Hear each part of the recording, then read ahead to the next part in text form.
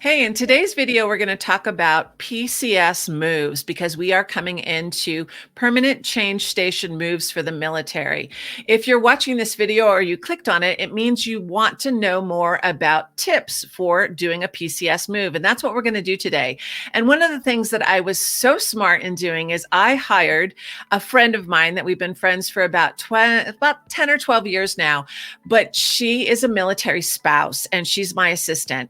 And we're going to do a series of videos with you over the next few weeks to talk about some tips for PCS moves to Colorado Springs. So if you're into that, then subscribe to the channel and give this video a thumbs up or share it with friends.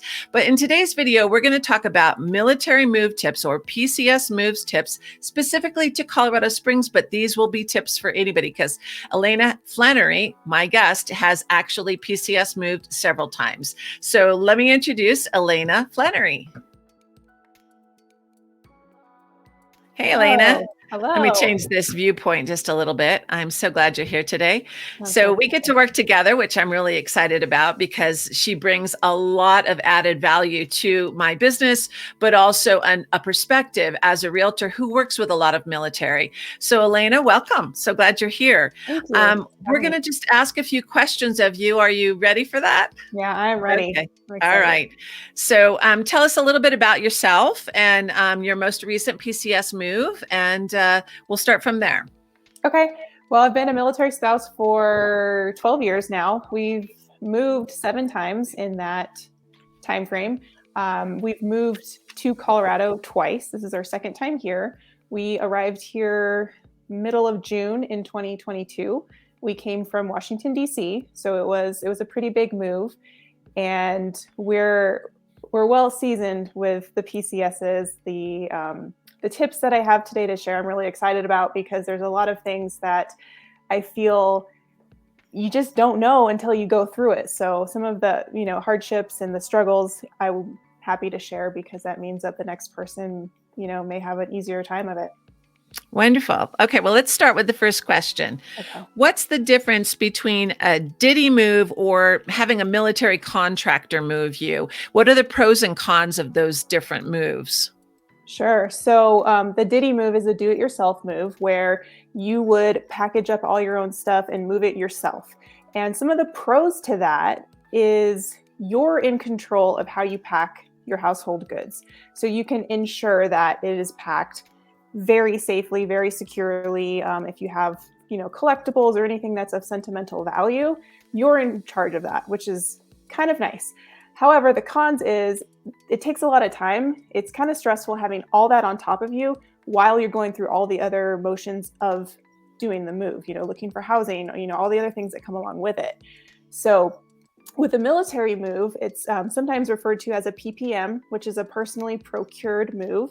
And this is where the military will contract out moving companies and they will come and they'll take care of everything for you, which the pros of that are great because you don't have to do anything aside from pack your suitcase and take yourself where you need to go.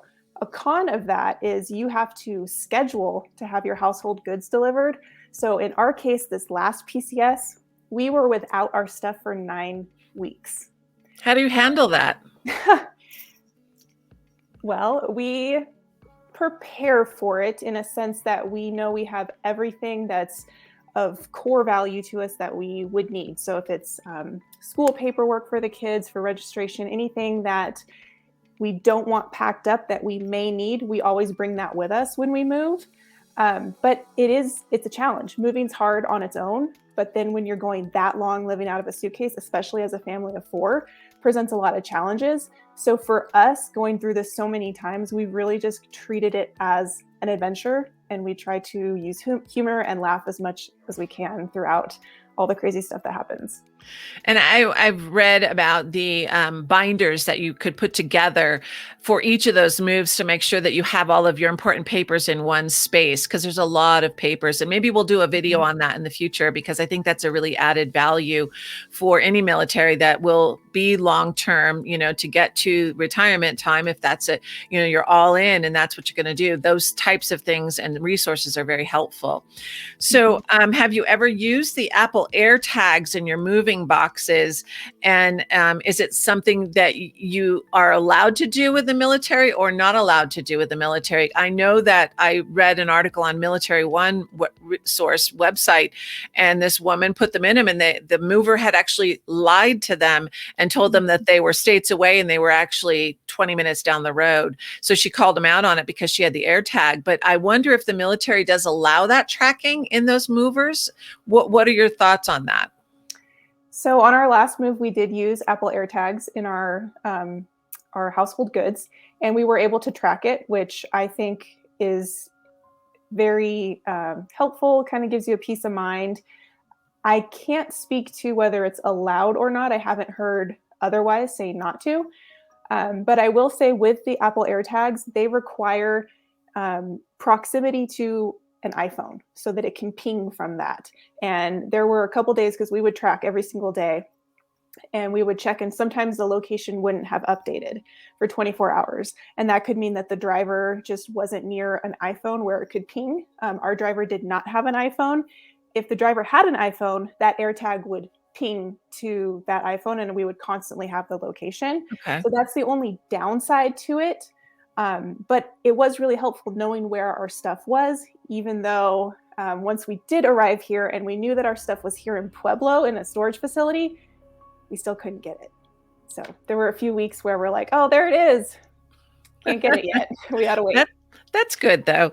How far ahead do you begin to set up for the move? Is it like, and do you, what are some of the steps that you take as soon as you have a feeling that you're going to be making a military move? That's a great question. As soon as possible. Usually there's a kind of a sequence of events. So you might get headway of like, hey, this might happen. And then you get the assignment notification. And then you get your orders, and the orders is going to have your RNLTD, which is a report no later than date. So that tells you you have to be here by this date. So as soon as we even, if we're lucky enough to catch wind that, hey, this might happen, we start looking like where we want to live. What's the plan? Are we renting? Are we going to buy? Where do we want the kids to go to school? And then as soon as that assignment notification comes in, we really just hit the ground running. My husband, Jason, is amazing at planning everything out, and he's really the keeper of the binder. With all those things, he's the best at it because he's the one that's having to input, all this information. He's the one that goes through, his final out at the installation that he's at, and all the things. He kind of has to take care of that. So I'm more of, I take care of the kids. I take care of, okay, what doctor, what dentist, what school, and I take care of all those registrations. But yeah, as soon as possible. Okay. Do you reach out to a realtor or a real estate professional in the area? And what is the value of that when you have done that? So we have never reached out to a real estate professional. And in hindsight, I feel like that would have been really helpful. For us, our first big PCS move as a family, we moved from California to Colorado. And the reason we didn't is because we planned to rent. And secondly, Jason had been stationed here before. So he was familiar with the area and knew whereabouts we wanted to live. And then once we got here, the way we found our rental was we just got in the car and we drove around looking for for rent signs and just would call places. And that's how we got it. And our property manager happened to be a real estate agent. So when we did decide to buy, it was the simple thing to go just with him. And that was, like I said, it was simple, but he wasn't that great. And I didn't know the difference. And knowing that now, if I was going to go somewhere that I had never been before, even if I wasn't planning to buy, I think there's value in reaching out to a real estate agent because they can help you find a rental. And even if you're not wanting to buy, you establish that connection. And that's going to be the first name you think of when you're like, hey, I think I might want to buy. Who should I talk to? Oh, so-and-so, because they helped me find this rental.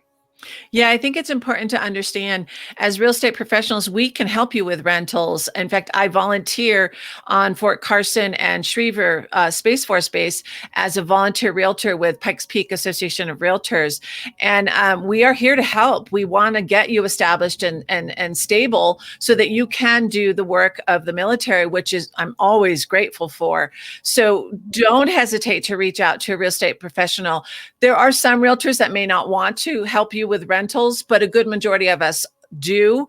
And it is an important step. So, how did your experience coming back into Colorado, and why did you choose to come back? Because this is a highly desired area for bases. We have 5 military installations here. Yeah, And so absolutely. when you heard you were coming back, I know you were excited about buying a new build because that was something that was important for you all, because this was going to be hopefully the final move. But why was it that you hoped to come to Colorado Springs, and what are some of the great things that you love about it here? Well, gosh, coming from California, I grew up surfing and I grew up, a 10-minute drive from the beach. And I never thought, anything could be that beautiful. And when I saw Pikes Peak and the mountain range and all the different seasons, I really, at first, I was bitter about it because I'm like, oh, nothing's as pretty as the ocean. But as time went on, the very first time we lived here, it really grew on me. And the amount of outdoor activities that you can do, from paddleboarding to skiing, snowboarding, hiking, I really just fell in love with that. There's so much to do. And I love that it's a military friendly town. So we're really taken care of. And I can tell you that probably 9 times out of 10, when we go eat at a restaurant, a lot of times our meal, or at least my husband's meal, is paid for if they see that he's either in uniform or has his ID card. And I just think that that is such a cool thing. And I've never experienced it so much as I have here in Colorado. So that was a really important thing for us. Plus, it is kind of the space hub of the military, the Space Force, primarily, which is my husband's career field. And all of our military family and friends are here. So everyone kind of comes back here. So that was always our goal, was to be back with our family. Yeah, they say 34% of retired military do come back here, and I have served many of them in finding their home. It's just a beautiful place to live. So if you are PCSing here, and Elena and I actually met at the 12-year mark when she first came here. I was teaching at Intellitech College, and she finished her degree in personal training, and that's what she's doing now. And she was coming back. I was like, I need help. I need an assistant. So she's joined my team. She is part of behind the scenes and helping me with things. And I'm so grateful that she's part of it. But we've had a long-term relationship. Tell them a little bit about what you're doing right now, and if you can get that support that you've been sending out on social media. Go ahead, tell them what you're doing. Sure. So as Laura said, I do work in the fitness industry, but I'm currently a contestant for the Mrs. Colorado 2023 pageant. So I was awarded my city title as Mrs. Falcon, which means I get to go up next week to the pageant and represent my city, my community, and to really bring kind of awareness to my platform, which is supporting our military families. Because obviously, living that life for so long now and going through all these moves, I know how hard it is. And it's really important to me that I can find a way to give back and to bring people together and create that connection that I think so many of us lost during COVID, but also as military.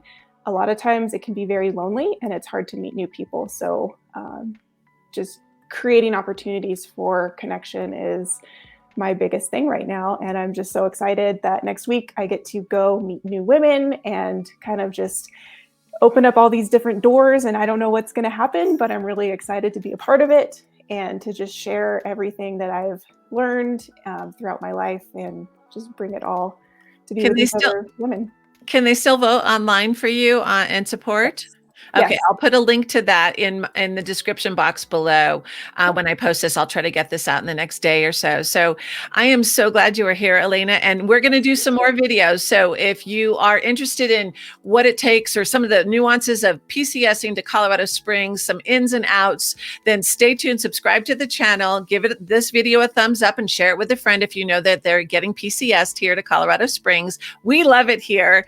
It's a fantastic city. It is military friendly. friendly. It's very outdoorsy, and I'll look forward to seeing you on the next video. If you'd like to know more about preparing to qualify for a loan, then check out the video that I have at the end of this one. Thanks so much for being here. Thanks for watching, and I'll see you on the next video. Thanks, Elena. Thank you.